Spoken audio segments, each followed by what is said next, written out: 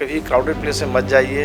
आप कोई सब्जी खरीदने जा रहे हैं उसे आप बंद कीजिए। और अगर मुझे सिम्टम्स अगर हो रहा है तो हम जांच अपना कराएं। जांच कराने का पर्पस ये होता है अगर हम वायरस से इन्फेक्टेड हैं तो हम बाकी लोग को, अपने परिवार के लोग को बचा सकते हैं। अपने को बचाना है, पहले अपने परिवार को बचाना है, ताकि आप दूसरे लोग को भी आप बचा सकते हैं। नमस्कार, आप देख रहे हैं NBC 24। मैं हूं आपके साथ मानसी। अभी हम पारस हॉस्पिटल में मौजूद हैं। मेरे साथ यहां पे मौजूद हैं डॉक्टर प्रकाश सिन्हा।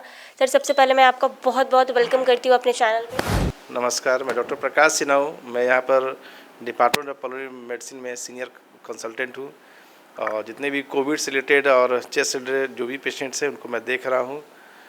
और बाकी आपके क्वेश्चनर क्या है, मैं उनको जवाब देने को तैयार हूँ। क्या क्वेश्चनर है?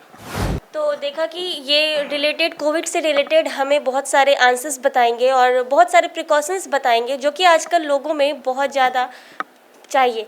मैं आपको बता दूं कि कोविड बहुत तेज़ी से फैल रहा है। फर्स्ट वेव आया तो उतना नहीं था, लेकिन सेकंड वेव ने पूरे पटना, पूरे बिहार, पूरे देश को रुला के रख दिया। अभी तीसरी वेव आ रही है। उसके पहले हम चाहते हैं कि हम आप लोगों से कोविड और ओमिक्रॉन से रिलेटेड कुछ क्वेश्चन हम अभी डॉक्टर प्रकाश सिन्हा से राइज करेंगे और ये हमें आपको बताएंगे कि कैसे आपको इससे बचना है और कैसे आप इससे सुरक्षित रहें। सर, तो आप हमें ये बताइए सबसे पहले तो कि अगर कोविड किसी को हो जाए और उनको घर में आइसोलेट रहना है तो वो घर में क्या कुछ प्रिकॉशंस ले सकते हैं?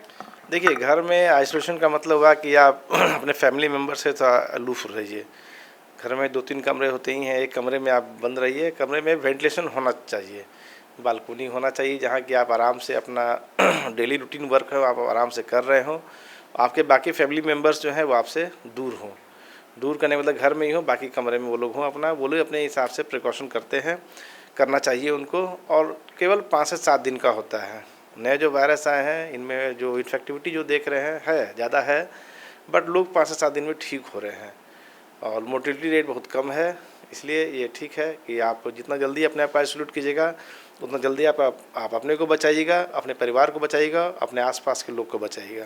सर, जैसे कि अभी नया वेरिएंट, डेल्टा वेरिएंट के बाद अभी ओमिक्रॉन वेरिएंट आया है, तो क्या ये वेरिएंट कितना स्ट्रांग है और डेल्टा वेरिएंट के अकॉर्डिंग ये कितना स्ट्रांग है?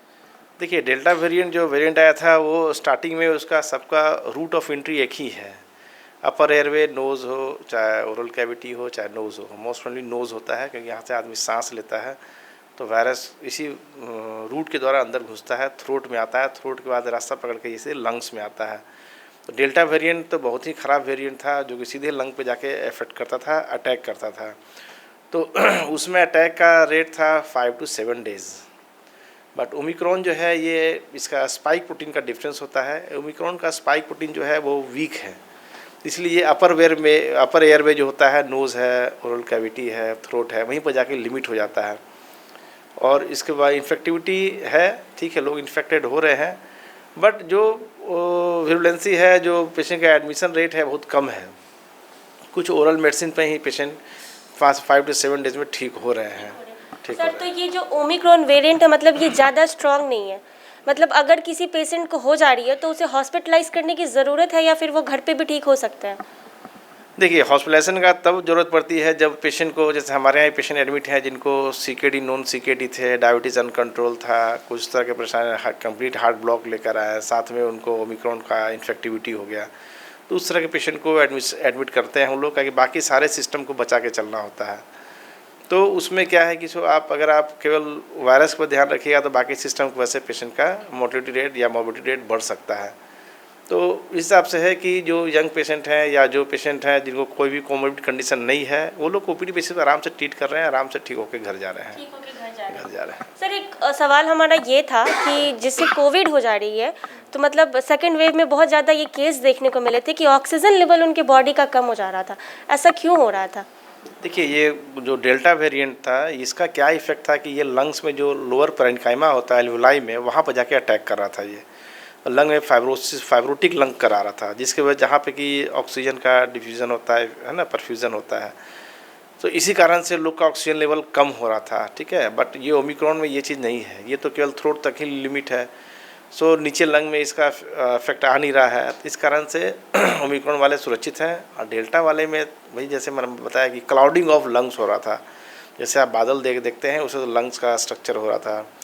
अब दोनों तरफ का लंग एक साथ इन्वॉल्व होता है इसमें, क्योंकि वायरस का जो इफेक्ट है, वायरस का इफेक्ट वैसे नहीं होता है। वायरस के कारण हमारे बॉडी बहुत सारे साइटोक्रोम्स जो वो लिबरेट होते हैं, वो लोग अपने डिफेंस, बॉडी को डिफेंस करने के लिए वो लोग अपना अटैक करते हैं, ताकि इसका इफेक्ट था कि लंग फाइब्रोटिक फेज में चला जाता है। सर अभी थर्ड वेव लगभग आ गई है, आने की चांसेस है, मतलब क्या लगता है थर्ड वेव भी सेकंड वेव के जैसा ही खतरनाक हो सकता है? देखिए, मेरा अपना एक प्रेडिक्शन था दिसंबर फर्स्ट वीक में, मैंने प्रेडिक्ट किया था कि ये जो इंटरनेशनल फेस्टिवल होता है 25 दिसंबर से 1 जनवरी या जब फर्स्ट वीक ऑफ जनवरी, मेरा अपना प्रेडिक्शन था कि इसके बाद अगर जो वायरस जो आ रहा है इसका अटैक होगा। वही चीज़ हुआ भी। जनवरी फर्स्ट वीक में इस तरह हिसाब से बढ़ना चालू किया कि अभी तक स्टिल पेशेंट अभी परेशान हो रहे हैं, लोग परेशान हो रहे हैं। तो इसका इन्फेक्टिविटी तो अच्छा खासा हो गया है, बहुत लोगों में, करीब करीब बहुत सारे लोगों में हो रखा है। जो डेटा आ रहा है कि 85% जो पेशेंट इन्फेक्ट हो रहे हैं कोविड से, उनको 85% को ओमिक्रॉन है, 12% को डेल्टा है, 3% को जो है वो अन्य जो कोरोना वायरस के वेरिएंट्स है वो सब है। तो अभी ये चलेगा मेरे हिसाब से ये चलेगा। ये कब तक चल सकता है ये, मतलब ये घर घर हर किसी को इन्फेक्ट होना है, हर किसी को। बहुत 2 साल पहले एक लिटरेचर आया था, उसमें मैं पढ़ा था, मैं लोगों को बोला भी था कि ये जो कोविड-19 जो आ रहा है, मई जून की बात है, ये 60-70% इंडियन पॉपुलेशन को या वर्ल्ड की पॉपुलेशन को अफेक्ट करेगा। तो लोगों ने मेरे बात पे हंसा कि नहीं नहीं ऐसा थोड़ी होता है, इतना बड़ा बीमारी का इलाज निकल गया, इसका इलाज क्यों नहीं होगा, सब ठीक हो जाएगा, ये हो जाएगा। बट आज उसका रिजल्ट हम देख रहे हैं, है ना। 100 ये तो क्या 80% क्या 90% लोग इससे अफेक्टेड होंगे। तो इसलिए बच के रहना है और अपने को बचाना है, बाकी दूसरे को बचाना है, अपने परिवार को बचाना है।